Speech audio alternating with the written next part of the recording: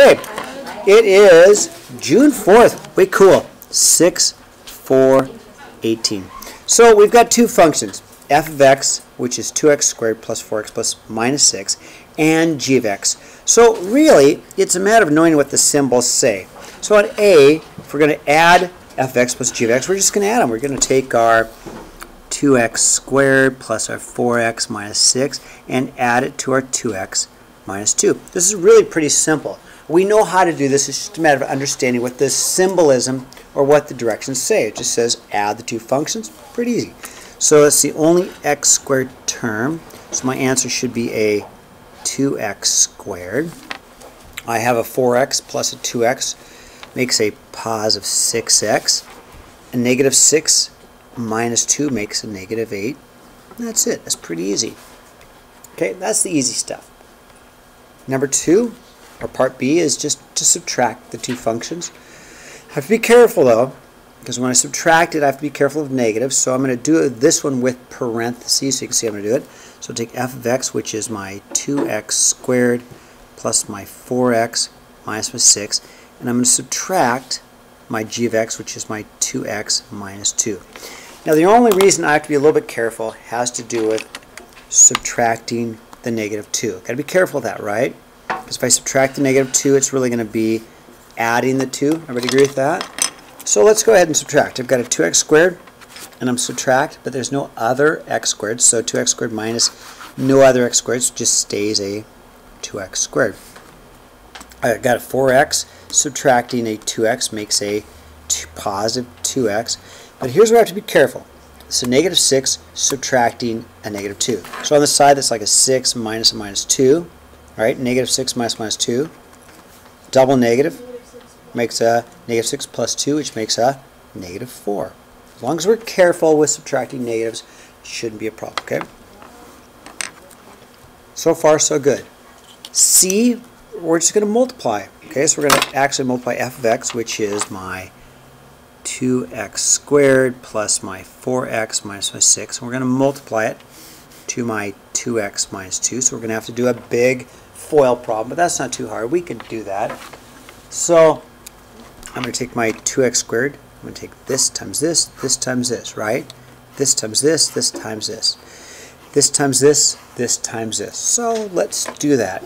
2x squared times a 2x makes a 4x cubed. 2x squared times a minus 2 makes a negative 4x squared. And then I'll take the 4x times the 2x makes a positive 8x squared. And I like to line them up, so I'll put my positive 8x squared here because I like to line them up. Makes it easier to add them when I'm done. I'll take my 4x times my negative 2 is going to make a negative 8x. And that'll take care of the 6. I'll take the negative 6 times 2x makes a negative 12x. And negative 6 times a negative 2 makes a positive 12. Okay, now let's just put all the terms together that go together. It's my only x cubed term, so I'll have a 4x cubed. I have a negative 4x squared, and a positive 8x squared makes a positive 4x squared. Negative 8x and negative 12x makes a negative 20x, and finally the 12 just comes along. There's nothing to add the 12 with, so I get minus 12. And there's my answer. Okay. Okay. D is just division. I'm going to take my f of x, which is my 2x squared plus 4x minus 6, and divide it by my g of x, which is my 2x minus 2. So I'm going to have an answer of 2x squared plus 4x minus 6 over a 2x minus 2. Now, if you can factor and simplify, we will. And I think I can. Factor. Okay, so let's try to factor. So first of all, if I take out a 2 out of all three of these terms, I can common factor out a 2. I'd have an x squared plus a 2x minus a 3. And then on the bottom, I can common factor out a 2. I'd have a 2 times an x minus 1. Okay? Now, that's going to help reduce it some, but I think there's more to do. So what I can do is I common factored out a 2 out of all three terms. Common factor out 2. So one of the things I can do is cancel the 2's. Okay? May as well do that. Now there's more. there's more because we can factor this trinomial into an x plus 3, x minus 1. This will factor again into an x plus 3, x minus 1 over my x minus 1. Okay, now because of factoring it again, I can cancel my x minus 1 with my x minus 1.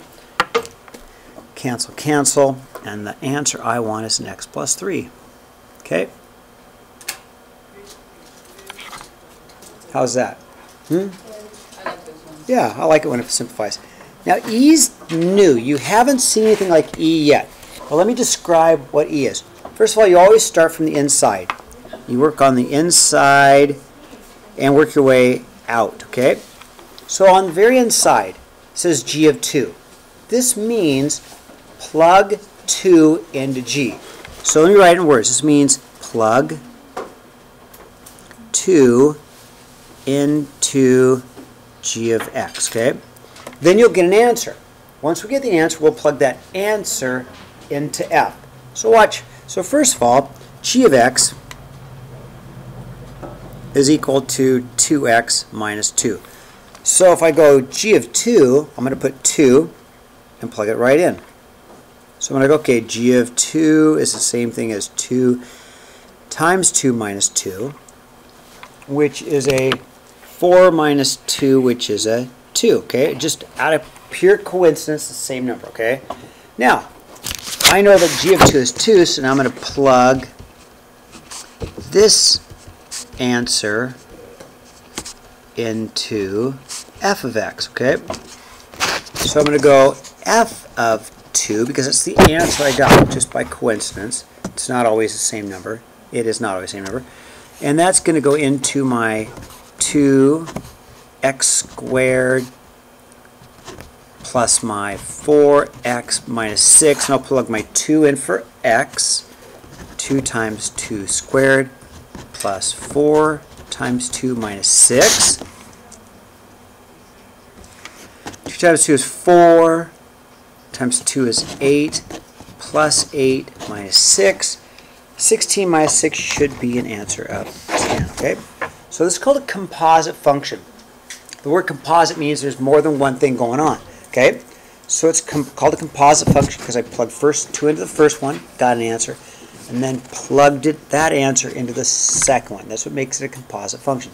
You plug the first number into the first, and you work your way on the inside out, get that answer, and I plugged it into F. Okay? Thumbs up. Okay? Return the page. All right. Let's do this one again. So f of g of 2. Let's figure out what that is. F of g of 2. So let's put 2 into g. So the first thing I'll go is I'll go g of 2. It's going to be 2 cubed because my 2, I'll work your way on the outside. Oh, there you go. So I'll plug my 2 into the g. So I just took my 2, plugged it right into the g. Okay? That's going to be g of 2 is 8, right? Take your answer, take your 8, and let's do f of 8. So this became 8, right? That became 8. That's the answer of 8. Plug the 8 into here. So that's going to be then 3 times 8 plus 1. 24 plus 1 is 25. It's not that hard, is it? Yeah. Once you see it, you can do it, right? So B is the same way, so we're going to put 2 into F. So we put the 2 into F first. The 2 goes into F. You get the answer. Plug it into G. See how that works? It's really pretty easy. What about C and D? How do you do? Ah, we're getting there. Great question. We're going to put the whole equation in with the x's and the whole bit. Hang on to that thought. I'm going to show you how it works, okay? So let's do this. So the 2 goes into F. So I'm going to go F of 2 first. So I'll put the 2 in here, and I'll have 3 times 2 plus 1. I get 6 plus 1 is 7, right? So now I just take the 7 and plug that into G. So now I want G of 7, right? So I take my 7, plug it into G. I'll have 7 cubed because the 7's going into G. Oh, 7 cubed. What's that? 343. All right, though that's not too bad. Now, Jacob asked a really good question. Here comes the hard stuff, the last two of the hard ones, okay? Okay, we're going to take g of x. We're going to take the whole equation, g of x. We're going to take this whole thing, g of x, and we're going to plug it into f. So it's got to go into f. Now where it goes is it has to go into its x. So instead of a 3x plus 1, because that's f, right? I'm just going to take my x cubed, which is the entire function, and plug it in. So I took my entire g of x, put it in for the x, it's in the x for f, and I get 3x cubed plus 1. So it's not a numerical value, it's going to be a value in terms of x, because it really is in terms of x, right? And we'll do the same thing on d, except we'll put f into g. So we'll take the entire f function, and we'll put it into x. So we'll put it right there. So we're going to have a